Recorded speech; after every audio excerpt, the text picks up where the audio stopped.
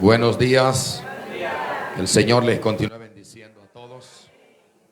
Mire a la persona que tiene a su lado, dígale: vine a recibir de Dios.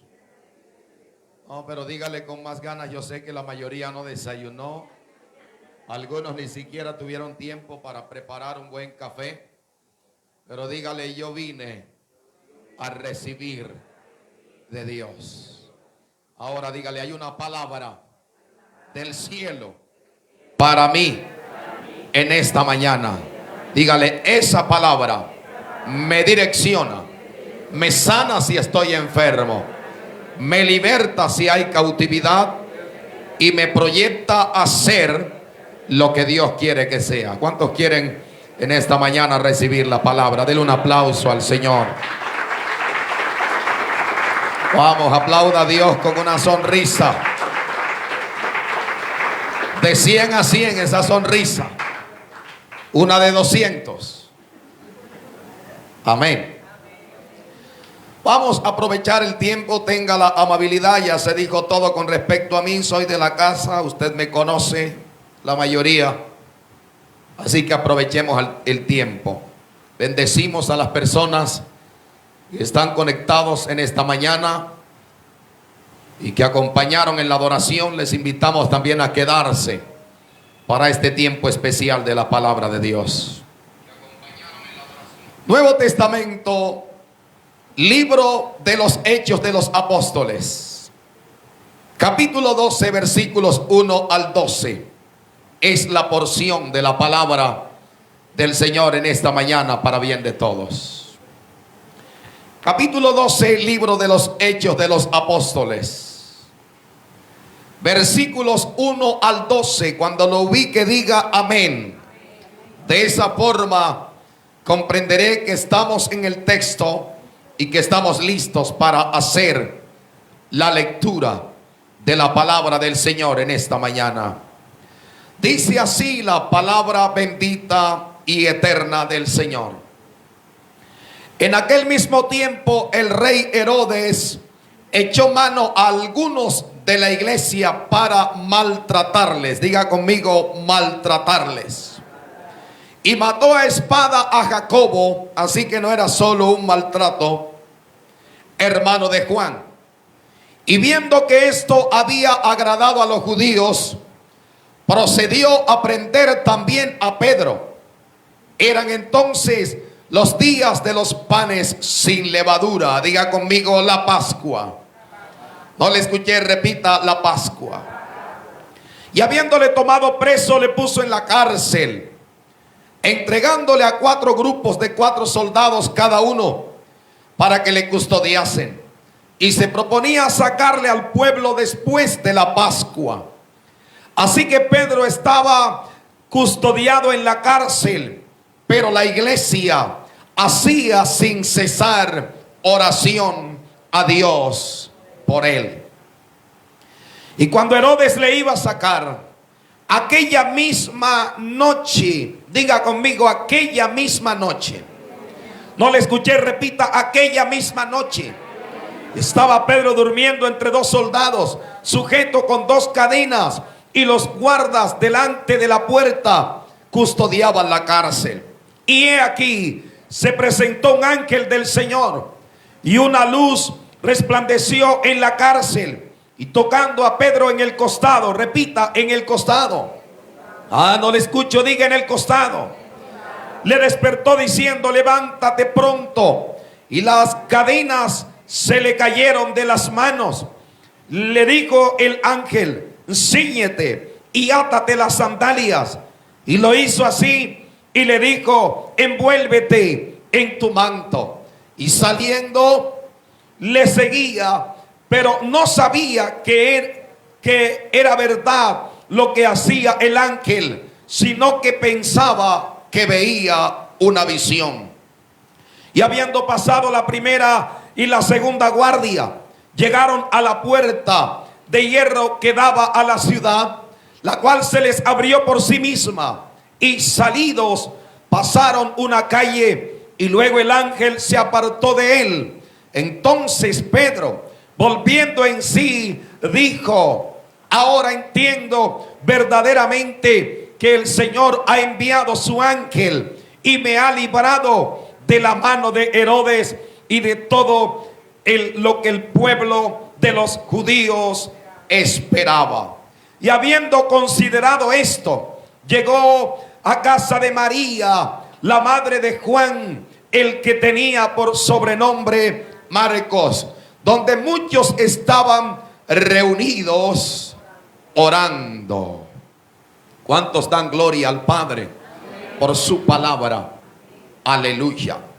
Tema para esta mañana: la cárcel no es un problema para Dios. Repítalo conmigo: la cárcel no es un problema para Dios. Por este lado, repita: la cárcel no es un problema para Dios. Aleluya. Y escúcheme por favor con buena atención en esta mañana. Vamos a hablar hoy acerca de la cárcel, acerca de lo difícil que es pasar por la cárcel, pasar por prisiones, enfrentar este tipo de adversidad. Y la Biblia nos habla acerca de cárceles físicas literales, y nos habla también acerca de cárceles o prisiones de oscuridad, cárceles emocionales, prisiones emocionales y espirituales. En nuestro sistema legislativo, nosotros sabemos que para que una persona vaya a la cárcel, legalmente hablando, debe haber cometido un delito, y este delito debe ser un delito comprobado. Y la persona, además de haber sido aprehendida, debe haber pasado por un proceso donde se le adelantó una audiencia, dependiendo el caso. Y dependiendo lo que en la audiencia se compruebe, se determine, la persona es sentenciada y posteriormente es condenada para que entonces vaya a una cárcel a pagar su delito. El pago del delito puede implicar años, una década, 12 años, 15 años, 6 años, 20 años pagando su condena después de haber sido sentenciado y finalmente condenado. Se dice que una persona en nuestro sistema legislativo es apenas un presunto, es un sospechoso, hasta que se compruebe que realmente cometió el delito del cual se le acusa. Pero escúcheme, he tenido la oportunidad de hablar con personas que han estado en la cárcel, con personas, algunos han ido injustamente, se les acusó, se les indicó de un delito que en realidad no cometieron, y al tiempo se aclararon las cosas y fueron absueltos, fueron dejados libres. En todo caso, después de haber pasado por la cárcel, toda persona que ha tenido esa dura experiencia confirma que no es una situación fácil. Confirma que la cárcel, bendito el Señor, es deprimente. Confirman que las cárceles no solo golpean emocionalmente, confirman que las cárceles producen atraso. Las cárceles, bendito el Señor, frenan la capacidad productiva de las personas. Todos los que han pasado por la cárcel entonces confirman que es una experiencia amarga, dura, difícil de enfrentar, y que no se lo desearían a nadie. Ahora, la Biblia nos habla acerca de cárceles literales, prisiones donde algunas personas en el Antiguo Testamento tuvieron que ir a pagar delitos, prisiones, celdas donde algunos individuos, algunos personajes del Nuevo Testamento también fueron fueron, bendito el Señor, aprendidos, entre ellos algunos hombres de Dios, algunas mujeres de Dios. La mayor parte de los discípulos del Señor en la iglesia del primer siglo, óigame bien, fueron, bendito el Señor, perseguidos, detenidos en algún momento. Pablo fue uno de ellos, Pedro fue el otro. La mayor parte de ellos o estuvieron en prisión por causa de la verdad, por ser luz, por ser sal. Pero ellos, bendito el Señor, en medio de todas estas situaciones, vieron a Dios defenderles. Alguien dice gloria a Dios en esta mañana. Alguien da gloria a Dios en esta mañana. Pero escúcheme, hay otro tipo de prisión, hay otro tipo de cadenas, hay otro tipo de celdas del cual también la Biblia nos habla, y de esas quiero hablar en esta mañana. Quiero hablar de las cárceles, quiero hablar de las prisiones en las que los seres humanos caen, que no son cárceles literales, que no son prisiones físicas. Quiero hablar de aquel tipo de cárcel, de prisión, de ataduras que en ocasiones las cadenas no se ven, pero están allí. Yo quiero hablar en esta mañana acerca de la cárcel del temor, en el cual se encuentran algunos, gente que vive atemorizada, aterrorizada por diferentes situaciones. Tienen miedo al presente, tienen miedo al futuro, tienen miedo a envejecer, tienen miedo algunos a intentar un proyecto grande, miedos a arriesgar, y entonces han estado presos del miedo, presos del temor. Yo quiero hablar acerca de aquellas cárceles de inseguridad en las que viven algunas personas, porque existen ese tipo de cárceles. Hablamos también en esta mañana, bendito el Señor, acerca de la cárcel de la prisión de la depresión.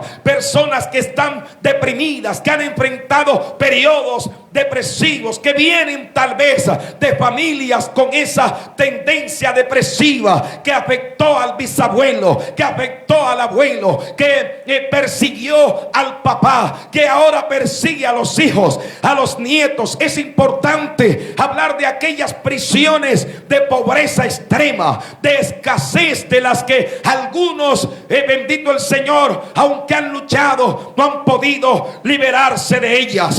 Pero vengo en esta mañana con una verdad escritural, con una verdad bíblica. Juan capítulo 8 versículo 32 dice: y conoceréis la verdad, y la verdad os hará libres. Así que en esta mañana, aunque haya cárceles, aunque haya prisiones, aunque estemos atemorizados, Dios tiene libertad. Las cadenas se pueden romper. Alguien que aplauda a Dios.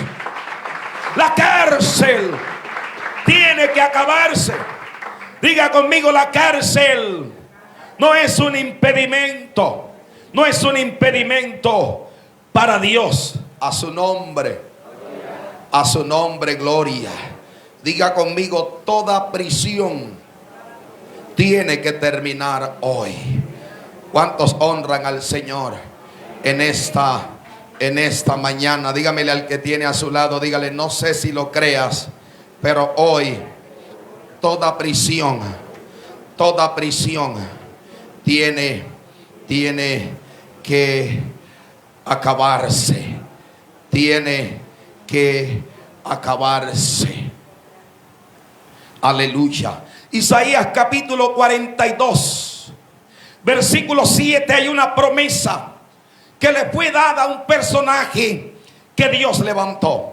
Isaías capítulo 42 versículo 7 dice, Isaías 42, 7: para que abras los ojos de los ciegos, para que saques de la cárcel a los presos, y de las casas de prisión a los que moran en tinieblas. Fue una palabra que Dios le dio al profeta Isaías, pero siendo el mensaje de Isaías, escúcheme bien, un mensaje mesiánico. Esta profecía de Isaías capítulo 42 y el versículo 7 tuvo cabal y pleno cumplimiento en Cristo. ¿Quién es el que vino para sacar a los presos de la cárcel? Diga conmigo, Cristo. ¿Quién es el que vino para sacar? Y aquí me llama la atención que no solo habla de presos en celda, de prisiones en edificios que fueron hechos para eso, de estructuras que fueron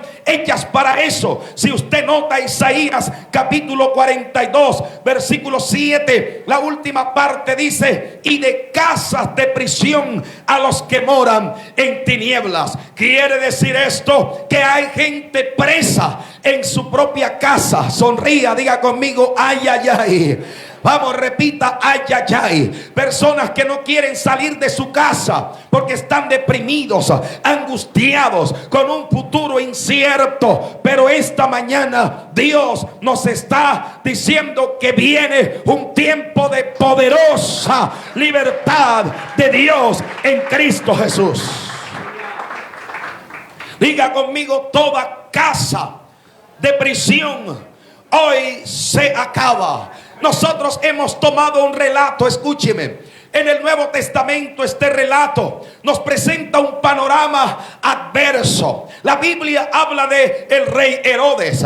Es importante resaltar quién era Herodes y también resaltar que la Biblia en el Nuevo Testamento nos habla acerca de varios Herodes, porque los Herodes fueron una dinastía y hubo varios.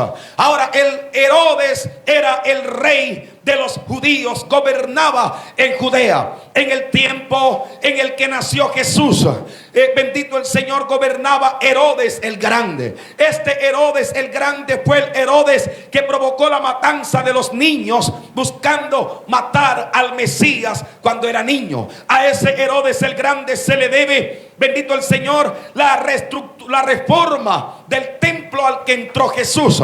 Pero estos Herodes gobernaban en Judea bajo el dominio de Roma, y ellos eran más bien, bendito el Señor, sirvientes del imperio romano. Ellos hacían lo que Roma decía, olvidando los principios de Dios, la ley de Dios. Pero existieron otros Herodes, escúcheme. Existió Herodes Antipas, Herodes Arquelao y Herodes Agripa, que según los estudiosos era este Herodes. Este Herodes fue sanguinario. Él vio como la iglesia del Señor comenzó a crecer y vio como hombres humildes, entre ellos, bendito el Señor, pescadores, entre ellos algunos, bendito el Señor, que no aceptaban la imposición de Roma, como Simón el Celote, gente humilde, y Dios los levantó y comenzó a usarlos. La gloria de Dios vino sobre ellos,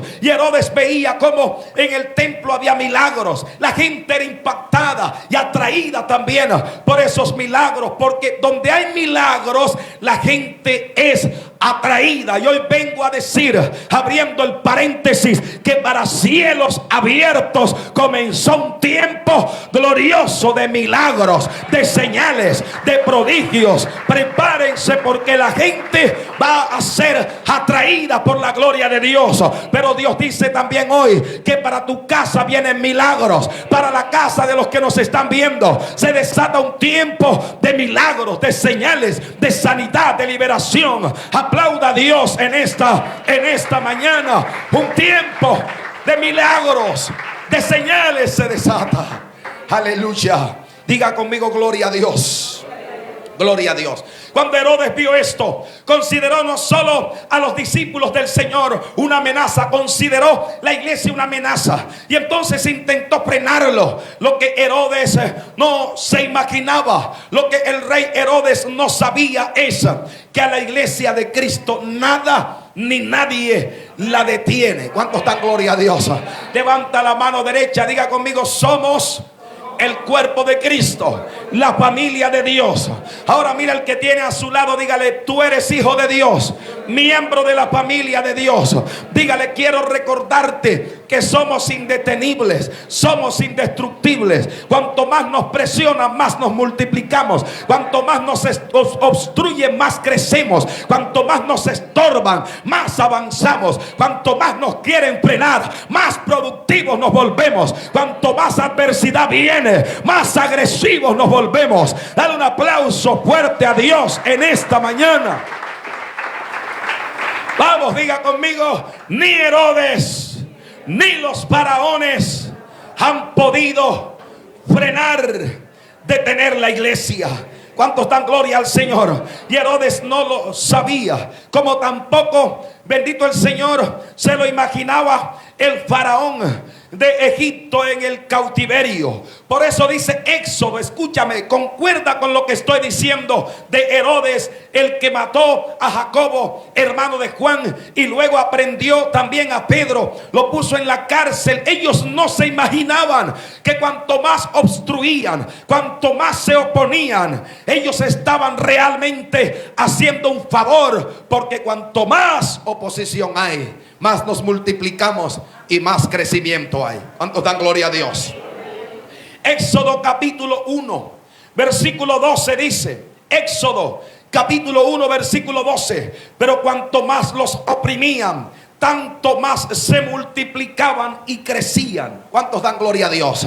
Eso dice el libro del Éxodo en su capítulo 1 versículo 12. Lo dice de los judíos cuando el faraón los oprimía en Egipto, en el cautiverio. Cuanto más los oprimían, más se multiplicaban y crecían, de tal manera que los egipcios temían a los hijos de Israel. Lo mismo pasó en el Nuevo Testamento, en el tiempo de la iglesia primitiva. Pero Herodes, equivocado, entonces dice la Biblia que mandó capturar a Jacobo. Este Jacobo era el hermano de Juan, era uno de los hijos del trueno, uno de los Boanerges, que significa hijos del trueno. Estos eran implacables para hablar. Juan habló del amor de Dios. Él no era agresivo en su comportamiento natural, pero era agresivo en su fe. Era difícil hacerlos quedar en silencio.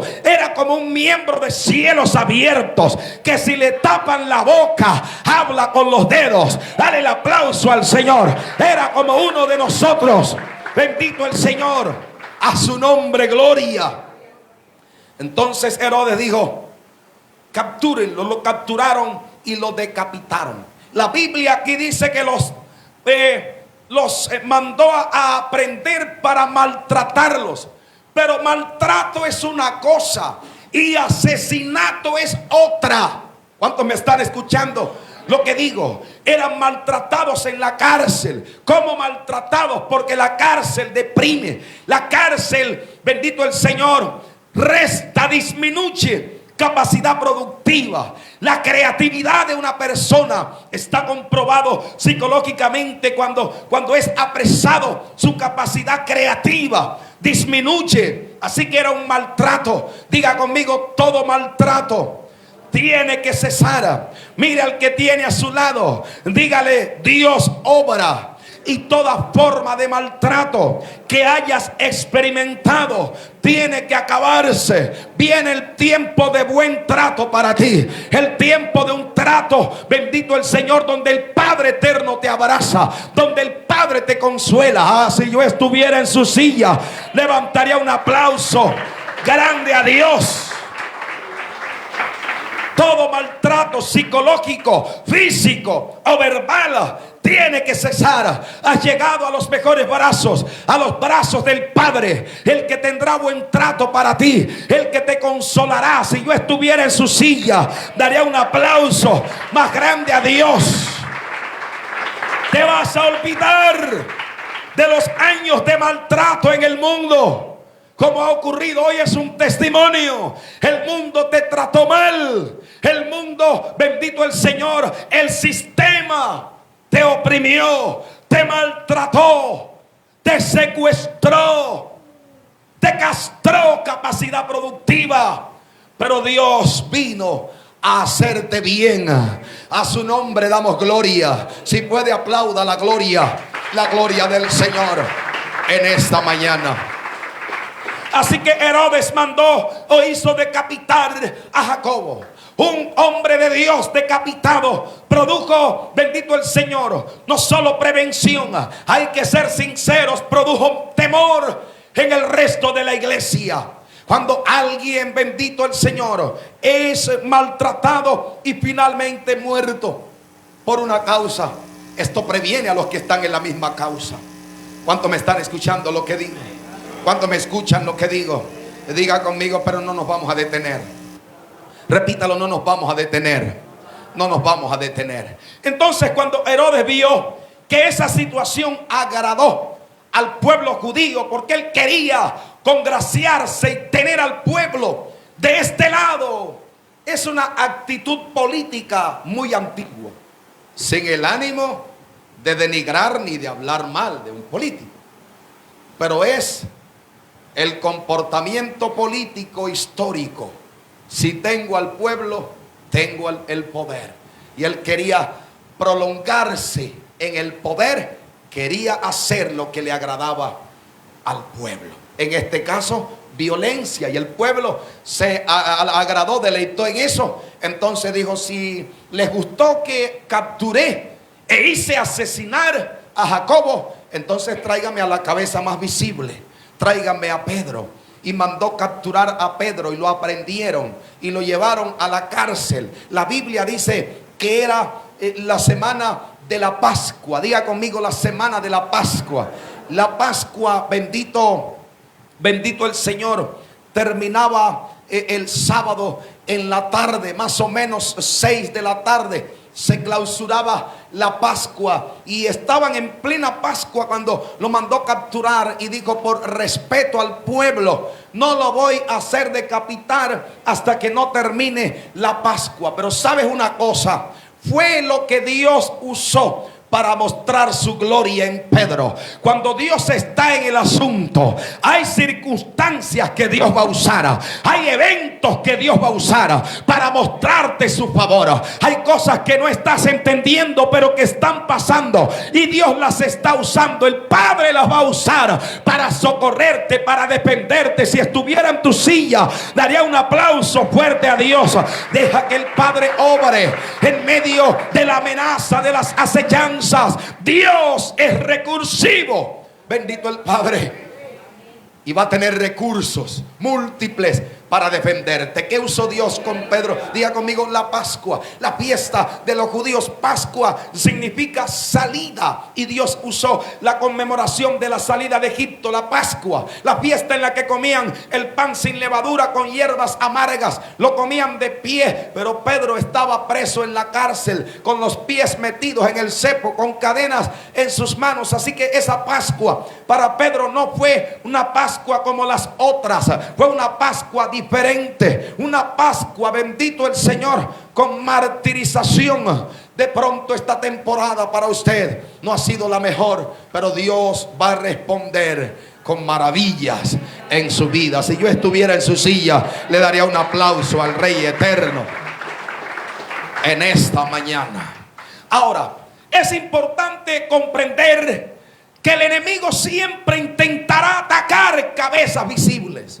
Vamos a decirlo en un lenguaje más escritural, más bíblico. Cabezas visibles son el liderazgo. Cabezas visibles son los ministros, hombres, mujeres de Dios, los apóstoles que Dios llamó, los profetas de Dios, evangelistas, pastores, maestros, líderes que hacen parte de equipos de trabajo. Son los que el enemigo, bendito el Señor, concentrará su ataque, articulará su ataque contra ellos. Si sirves a Dios y has estado siendo atacado, oprimido, no es nada raro, pero escúchame, en medio de los ataques, de la opresión, tú vas a ver la gloria del Dios eterno. Vamos, apláudelo fuerte en esta mañana. Vamos, diga conmigo, voy a salir. Voy a salir, dice la Biblia en el Nuevo Testamento. Y deseo que te ubiques, por favor, si puedes, para hablar de circunstancias y de situaciones de las cuales Dios nos librará. Romanos capítulo 8. ¿Cuántos están aquí? ¿Cuántos están aquí? Diga conmigo, la cárcel. La cárcel no es un impedimento para Dios. No es un problema para Dios. Pablo dijo en su carta a los Romanos capítulo 8 versículo 35. Yo sé que usted conoce bien este texto bíblico, pero Romanos capítulo 8 versículo 35 dice así, a manera de pregunta: ¿quién nos separará del amor de Cristo? Tribulación, o angustia, o persecución, o hambre, o desnudez, o peligro, o espada. Como está escrito: por causa de ti somos muertos todo el tiempo, somos contados como ovejas de matadero.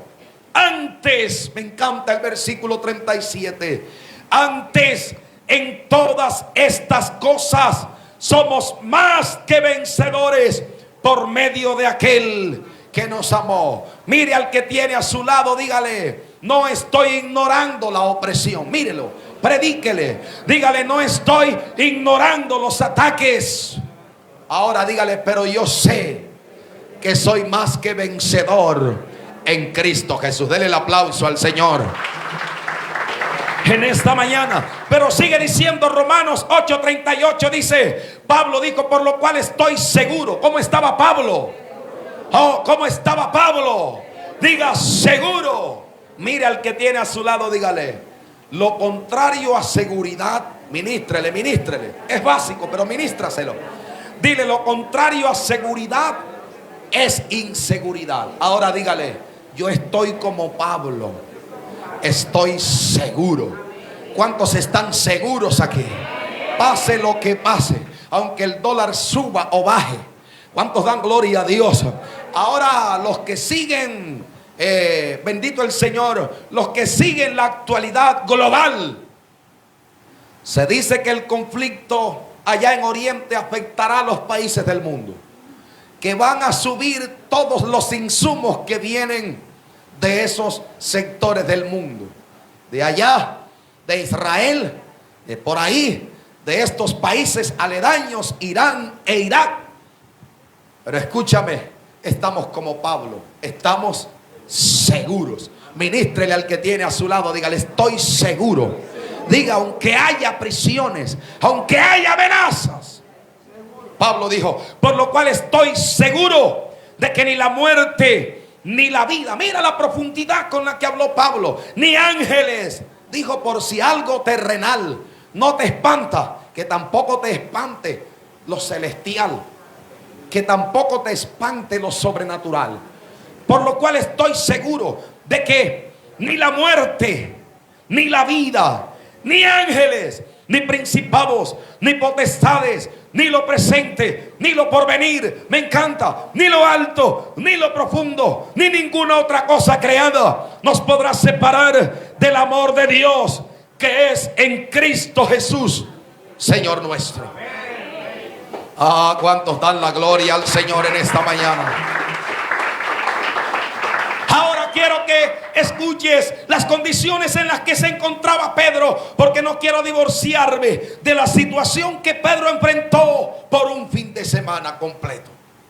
La Biblia dice que estaba custodiado, diga conmigo: custodiado, por 4 grupos de 4 soldados. La ecuación nos dice que eran 16 hombres. Siempre había 4 cuidándolo. 4 personas, ¿cuántos ojos tienen? Bueno, a menos que alguno hubiera sufrido un accidente o cosa parecida. Sí, porque en cielos abiertos hay que ser amplio. ¿Cuántos dan la gloria al Señor? ¿Cuántos dan la gloria al Padre en esta mañana? 4 soldados, 8 ojos, día y noche, mirando a Pedro. La Biblia muestra que lo pusieron en el calabozo de más adentro, bien custodiado. Humanamente no había forma de salida. Pero esos escenarios de los imposibles son los que Dios usa para mostrarte su gloria y su poder. Lo voy a repetir. Esos escenarios de los imposibles son los que el Padre eterno usará para mostrarte su poder. Dice la Biblia, y usted conoce este versículo, pero quiero que me acompañe a verlo. Lucas capítulo 1. Este también me encanta, Pastor Edwin, es de mis favoritos. Lucas capítulo 1, versículo 37. El ángel le respondió a María cuando María dijo: ¿cómo puede ser esto? Pues no conozco varón. El ángel le dijo: el Espíritu Santo vendrá sobre ti, el poder del Altísimo te cubrirá. Por lo tanto, el santo ser que nacerá será llamado Hijo del Altísimo. Y luego le dice Lucas 1:37, porque nada hay imposible para Dios. Levanta la mano, repite: en el escenario de los imposibles, en el escenario de prisión, de opresión, Dios hará maravillas conmigo y con mi casa. Aleluya. Vamos, sonríe, sonríe, demostrando que estás recibiendo la palabra. Yo quiero hablar acerca de los vocablos que se tradujeron cárcel. En el Antiguo Testamento, el vocablo en el hebreo del Antiguo Testamento es kelé, con K, K-E-L-E, kelé. Y kelé en el hebreo significa cárcel, prisión. Pero kelé también significa apresar e impedir movilidad. ¿Qué significa kelé? Apresar e impedir movilidad. Si algo quiere hacer el enemigo es ponerte en un kelé, impedir que te muevas, impedir tu avanzada, impedir tu servicio. Pero Dios ha dicho hoy en Isaías el capítulo 42 y el versículo 7 que Él acabará con las casas de prisión y sacará a los presos de la cárcel. Dale un aplauso fuerte a Dios. En el griego, aquí en este pasaje, en el relato de hoy, el vocablo que se usó en el griego del Nuevo Testamento fue el vocablo fulaqué. Diga conmigo, fulaqué. No fulano qué, no. Algunos dijeron que fulano qué, no. Fulaqué. Y fulaqué significa capturar y aprisionar. Pero fulaqué también significa meter en prisión para impedir movilidad. Fulaqué significa, escúchame, significa condenar. Hay uno que es especialista en acusar y condenar. Se llama Satanás. Y algunos tienen una visión satánica. Son especialistas en condenación. No son abogados. Y si lo son del diablo. El Señor los reprenda. Especialistas en señalar, en acusar, en señalar por el pasado, en condenar por los errores. Pero la Biblia habla de un Dios de gracia, que aunque no lo merecías, Él te perdonó, te declaró justo, te está enseñando a vivir como justo, porque eres justificado, has sido perdonado. Así que no aceptes volver a entrar en la prisión en la que estabas antes, porque Dios ha traído toda libertad en Cristo Jesús. Si vas a aplaudir, aplaude a Dios en esta mañana. Vamos, diga conmigo: Dios nos sacó del kelé y Dios nos ha sacado del fulaqué. Mira al que tiene a su lado, dígale: escúchame bien. Dígale: no acepto ni el kelé ni el fulaqué. O sea, ni la cárcel de lo antiguo. Porque fulaqué es para el nuevo, pero kelé es para el antiguo. Y hay gente que todavía se deja maltratar del enemigo por su pasado. Personas todavía, ay, sí, es que fue trágico, es que fue terrible. Ay, es que, ¿será que Dios sí me perdonó? Diga conmigo: el kelé es parte del pasado. Diga conmigo: no hay prisión del pasado que me afecte si le creo a Dios. Entonces Dios acabó con el kelé para el Antiguo Testamento, que habla de lo pasado y también ha destruido el fulaqué del Nuevo Testamento. Situaciones del presente. Yo veo por el Espíritu de Dios hoy personas siendo libres en su economía, siendo libres del temor, siendo libres de la depresión, de la angustia. Hay personas que sufren callados eventos depresivos, donde vienen hasta pensamientos suicidas. Y esto es bíblico. Usted se acuerda de Elías. Elías tuvo un pensamiento suicida 2 veces. Primero, caminó un día de camino por el desierto, primer libro de Reyes, capítulo 19, y se metió debajo de un enebro. ¿Usted qué pensaba qué piensa que quería hacer Elías ahí? Diga conmigo, morirse. ¿Serio? Pensamiento suicida. Se metió debajo de ese árbol, se durmió y dijo que cuando venga, dicen algunos, la pelona, otros dicen la huesuda, que cuando venga yo ni la sienta. Es más, le dijo a Dios: basta ya, Señor Jehová, quítame la vida, pues no soy yo mejor que mis padres. Cuando Dios lo levantó de allí, porque aunque sientas que mueres, Dios te va a levantar. Ay, Dios mío, a su nombre gloria. Al Padre eterno damos gloria. Cuando Dios lo levantó de allí, comió 2 veces. Con esa comida se fortaleció y caminó 40 días y 40 noches y llegó a Horeb. ¿Y qué llegó a hacer a Horeb? A meterse en la cueva, a intentar morirse otra vez. No murió debajo del enebro porque Dios no lo permitió, pero vino a la cueva en Horeb a internarse ahí en la prisión de esa cueva, a morirse. Y Dios tuvo que preguntarle 2 veces: ¿qué haces aquí, Elías? ¿Qué haces aquí, Elías? Pocas palabras, no es tu lugar.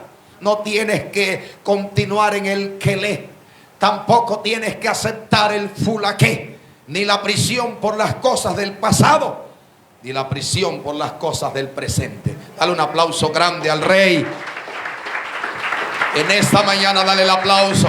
Ahora vamos a ir terminando, porque esto terminó en una respuesta sobrenatural de Dios. La Biblia dice que cuando Pedro cayó preso por la muerte de Jacobo, la iglesia comenzó a orar. Yo quiero decirte en esta mañana algo básico: la oración funciona en todo tiempo. Una iglesia que ora es una iglesia poderosa. Familias que oran son familias indetenibles. Ministerio que ora, cualquiera que sea, apostólico, profético, evangelístico, pastoral o de maestro, si ora, es un ministerio destinado a ver la gloria de Dios. La iglesia que ora es una iglesia poderosa, que avanza, que no se detiene en las circunstancias. Y esta iglesia nos da ese ejemplo. Ellos no tenían un templo. Estaban en la casa de Juan Marcos, el que escribió el evangelio cuando Pedro le dictó. Ahí estaban, en la casa de María, la madre de Juan Marcos, el que escribió el evangelio. Pero esa iglesia sin templo era una iglesia poderosa porque oraban. Y yo no sé cómo enfrenta usted las situaciones actuales o las del pasado, pero quiero aconsejarle que hay que enfrentarlas orando. Yo siempre he dicho que orar funciona. Orar funciona cuando abres la nevera y está llena, pero también funciona cuando está vacía. Orar funciona cuando te tocas la cartera y tiene los verdes, los morados, los azulitos, los rosaditos y los cenicitos.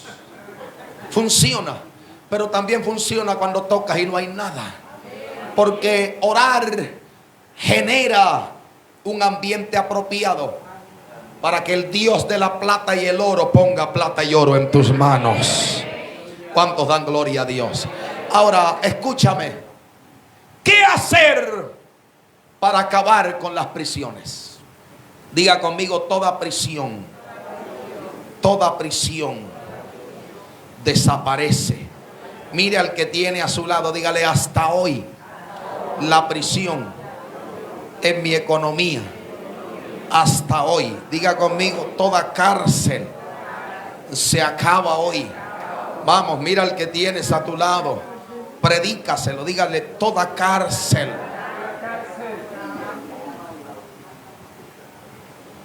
Quiero que mires lo que dice el salmista en el Salmo 142.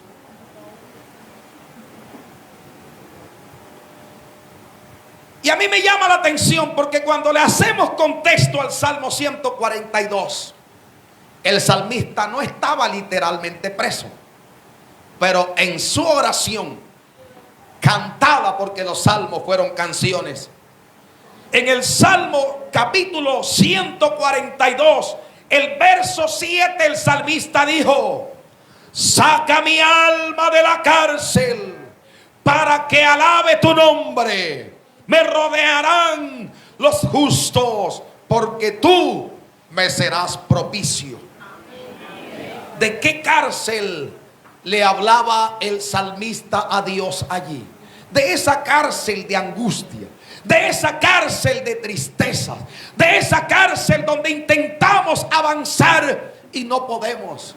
Hoy vengo a declarar como profeta de Dios, con voz profética, que todo lo que impedía tu avanzada tiene que quitarse de en medio en esta mañana, en el nombre de Jesús. Si vas a aplaudir, aplaude la gloria de Dios.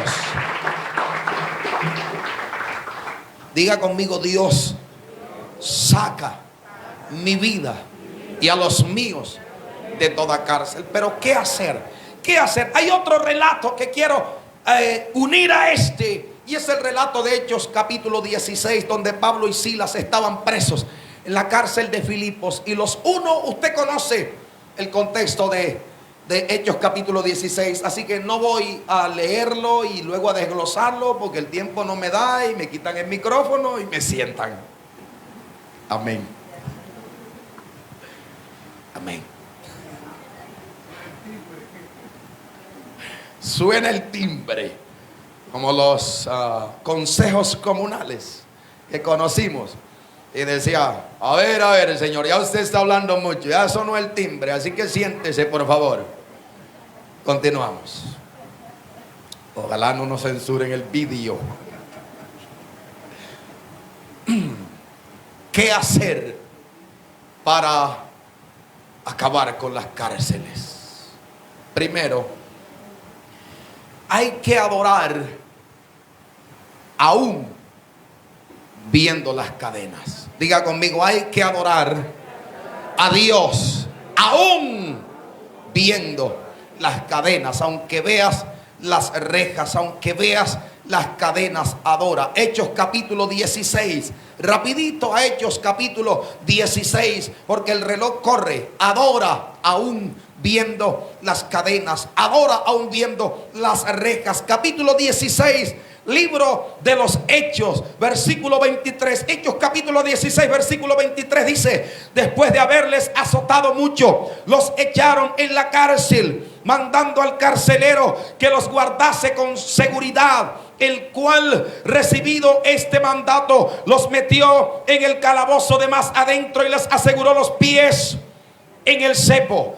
Pero a medianoche, orando, Pablo y Silas cantaban himnos a Dios y los presos los oían. Entonces sobrevino de repente un gran terremoto, de tal manera que los cimientos de la cárcel se sacudían y al instante se abrieron todas las puertas y las cadenas de todos se soltaron. Despertando el carcelero y viendo abiertas las puertas de la cárcel, sacó la espada y se iba a matar, pensando que los presos habían huido. Mas Pablo clamó a gran voz diciendo: no te hagas ningún mal, pues todos estamos aquí. Él entonces, pidiendo luz, se precipitó adentro y temblando se postró a los pies de Pablo y de Silas, y sacándolos les dijo: señores, ¿qué debo hacer para ser salvo? Ellos dijeron: cree en el Señor Jesucristo y serás salvo tú y tu casa. Y le hablaron la palabra del Señor a él y a todos los que estaban en su casa. Y él, tomándolos en aquella misma hora de la noche, les lavó las heridas y enseguida se bautizó con todos los suyos. Adora aunque veas las cadenas. Adora no cuando salgas del escenario de la hostilidad y la oposición. Adora aún viendo la oposición y la adversidad, porque adorar en medio de la adversidad funciona y abrirá para ti oportunidades en Dios. Dale un aplauso al Señor. Adora, adora, adora. ¿Qué hacer para acabar con las cárceles, con las prisiones, tal vez financieras, físicas, emocionales, mentales? ¿Qué hacer? Diga conmigo, hay que orar objetivamente. Repítalo, por favor, hay que orar objetivamente. Y cuando digo orar objetivamente, digo que debe ser una oración sabia, debe ser una oración inteligente. La gente que ora objetivamente es la gente que ora por lo que está ocurriendo, contextualizados con lo que está pasando. ¿Cuántos dan gloria a Dios? O sea, si necesitamos bloques, no vamos a orar y que el Señor por la semilla de ñame y de yuca, por un maíz certificado, de ese que viene en papeletas. Esa oración déjasela a otra persona.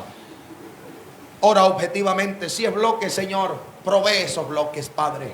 Si son puertas abiertas, Señor, que se abran las puertas. La Biblia dice que mientras Pedro estaba preso, la iglesia oraba. Quiero que mires Hechos capítulo 12, versículo 5. Dice así que Pedro estaba custodiado en la cárcel, pero la iglesia hacía sin cesar oración a Dios por él. ¿Cómo cree usted que oraban estos hijos de Dios? Oraban que Pedro saliera de la cárcel. Yo me atrevo a decir que en los próximos días vas a ver milagros de Dios en tu vida como respuesta a tu oración objetiva. Mujer, aprende a orar objetivamente por tu esposo.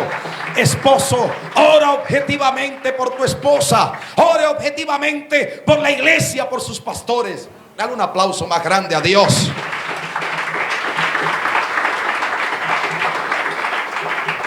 Tercero, diga conmigo, sensibilidad ante lo que Dios está haciendo.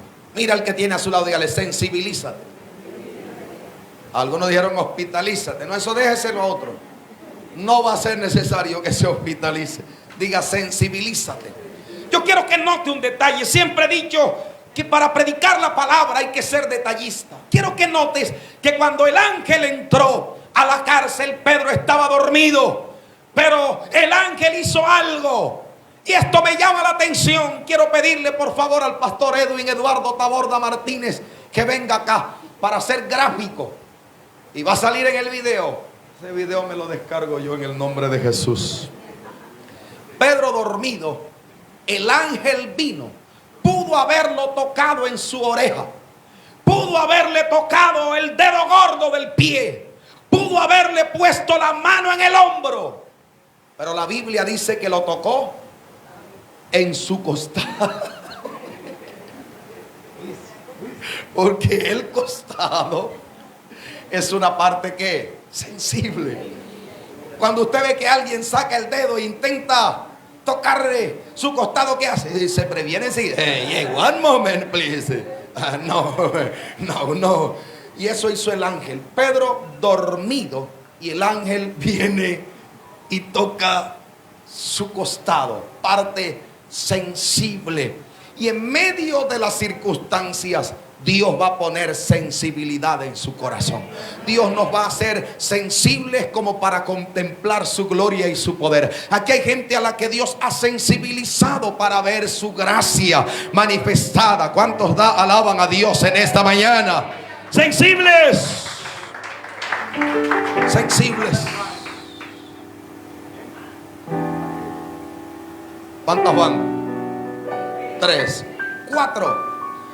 Conmigo no hay 11ª, ni 12ª, ni 15º, ni 78 principios para salir de la cárcel. No. Cuarto y último paso para salir de la cárcel. Hay que actuar en fe. Diga conmigo, movernos en fe. Mire al que tiene a su lado, dígale, tienes que moverte en fe. Actuar en fe. Algunos dijeron, tienes que beber buen café. Ese déjalo para después del culto. Actuar en fe. Allí había una muchacha llamada Rode. Ella estaba en esa reunión de oración. Cuando Pedro tocó la puerta, Pedro llamó a la puerta. La Biblia dice que Rode, esta muchacha, salió y abrió la puerta. Cuando abrió la puerta y vio el rostro de Pedro, ella quedó impactada porque ella creía lo que Dios podía hacer. Cuando vio el milagro frente a ella, la emoción la llevó a cerrar la puerta otra vez. Se devolvió corriendo y dijo, Pedro está a la puerta. ¿Sabes una cosa? Hay gente que ora y no cree lo que están orando. Muchos allí en esa casa ese día oraban, pero no creían lo que podía pasar. Cuando ella fue y les dijo, Pedro está a la puerta, ellos dijeron, no, ese no es Pedro, tiene que ser su ángel. Mira, se les facilitaba más creer que un ángel parecido a Pedro se podía parar en la puerta y no que Pedro saliera de la cárcel. ¿Qué piensa usted? Qué terrible. O sea, se les facilitaba más creer que un ángel parecido a Pedro se parara en la puerta y la tocara, a creer que Pedro realmente estaba ahí porque Dios lo había liberado. En una ocasión, en un pueblo, pasaron 3 años sin llover. El líder comunal llamó al pastor de la única iglesia que había y le dijo, pastor, tenemos que orar. ¿Qué le parece si convocamos al pueblo a la plaza a orar? El pastor dijo, sí, hagamos 3 días de oración. Colocaron una bocina de esas que cuelgan en una vara larga. La levantaron y abajo el pastor comenzó a llamar al pueblo. Y efectivamente todo ese centro poblado se reunió a orar. Llegaron más o menos unas 1200 personas. Los dueños de finca que estaban perdiendo su ganado. 3 años sin llover, fue real. Entre tantos que llegaron, llegó un niño de 5 años con un paraguas. Cuando lo veían decían, ay, niño loco, ¿y tú qué haces con ese paraguas? Y el niño dijo, y no vamos a orar para que llueva. Oraron el primer día, no pasó nada. Oraron el segundo día, no pasó nada. Ellos amanecían ahí orando. Al tercer día, a las 2 de la tarde en punto, esto fue real, se desgajó un aguacero. Y el único que hizo así con satisfacción